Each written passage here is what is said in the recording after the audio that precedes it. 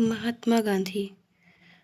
गांधी जी का शैक्षिक दर्शन आदर्शवाद, प्रयोजनवाद और प्राकृतिकवाद का समन्वय है। आप इस कथन से कहाँ तक सहमत हैं?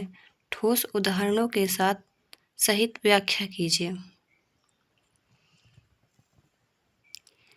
गांधी जी के शिक्षा दर्शन का मूल्यांकन विभिन्न विचारधाराओं के संदर्भ अग्रलिखित ढंग से किया जा सकता है। नंबर 1, आदर्शवाद के संदर्भ में। शिक्षा के क्षेत्र में गांधी जी का दर्शन पूर्णतः आदर्शवादी है। शिक्षा के विभिन्न पहलुओं के संदर्भ में उन्होंने जो भी विचार प्रस्तुत किए हैं कि वे सभी आदर्शवाद पर स्पष्ट छाप दिखाई पड़ती है।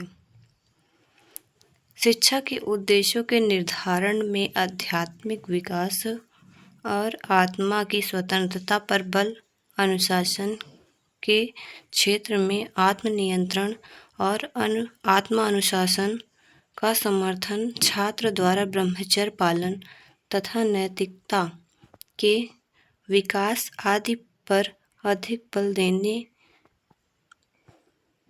से यह स्पष्ट है कि गांधी जी का शिक्षा दर्शन आदर्शवादी था। यथार्थवादी के संबंध में गांधी जी के अनुसार शिक्षा का अर्थ, उद्देश्य, विधियां और पाठ्यक्रम संबंधी विचारों का अध्ययन करने पर स्पष्ट प्रतीत होता है कि गांधी जी के विचार यथार्थवाद के भी समीप हैं, क्योंकि यथार्थवादियों की ही भांति गांधी जी ने भी शिक्षा को जीवन की वास्तविक परिस्थितियों से संबंधित करने पर बल दिया। यथार्थवादी बालक के नैतिक, चारित्रिक, धार्मिक और सामाजिक विषयों के साथ साथ व्यावसायिक उन्नति को शिक्षा उद्देश्य मानते हैं। गांधी जी ने भी इन्हीं उद्देश्यों पर बल दिया है। प्रगतिवादी के संदर्भ में गांधी जी ने व्यक्ति के सर्वांगीण विकास को महत्व दिया है। इससे प्रतीत होता है कि उनके विचार कुछ सीमा तक प्रगतिवाद से प्रभावित हैं, किंतु प्रगतिवाद के आधुनिक सिद्धांत की पृष्ठभूमि में गांधी जी के शिक्षा दर्शन को पूर्णतः प्रगतिवादी नहीं माना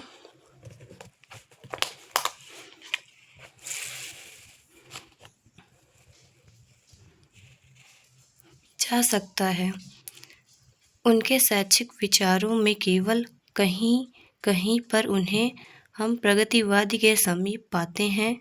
उदाहरण के लिए, उन्होंने वर्तमान सभ्यता से बालक को दूर रखकर ग्रामीण वातावरण में सदा जीवन, उच्च विचार के आदर्शों पर चलकर शिक्षा प्रदान करने का समन्वय किया।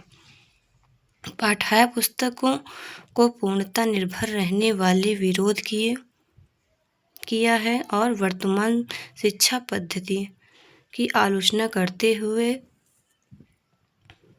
प्राचीन भारतीय संस्कृति और सभ्यता की पृष्ठभूमि में शिक्षा देने पर बल दिया है। इन विचारों में हम उन्हें प्रगतिवादी से प्रभावित देखते हैं।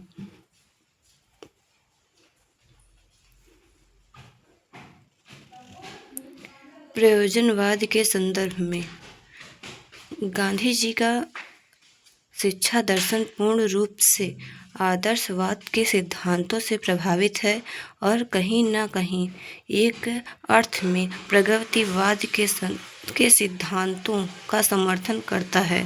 प्रयोजनवाद क्योंकि आदर्शवाद और प्रगतिवाद के सिद्धांतों में विश्वास करता है, इसीलिए कहा जा सकता है कि गांधी जी का शिक्षा दर्शन प्रयोजनवाद के भी कुछ समीप अवश्य है। उदाहरण के लिए उनका हस्तकला को शिक्षा का केंद्र बिंदु मानना, सामाजिक उत्तरदायित्व की भावना को उत्पन्न करना शिक्षा को दैनिक जीवन की आवश्यकताओं और अनुभवों पर आधारित करना स्वतंत्रता और आत्मनिर्भरता आदि के सिद्धांत प्रयोजनवादी विचारधारा के पोषक हैं।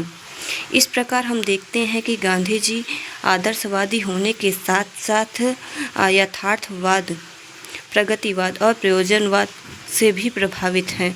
संक्षेप में यदि देखा जाए तो गांधी जी की शिक्षा दर्शन उद्देश्य का संबंध ने आदर्शवादी विधियों के संबंध में यथार्थवादी या प्रगतिवादी आकार प्रकार से उचित महत्व देता है और किसी भी वाद की अपेक्षा नहीं करता, लेकिन यह निर्विवाद सत्य है कि वह पूर्णतः आदर्शवादी विचारधारा के पोषक हैं।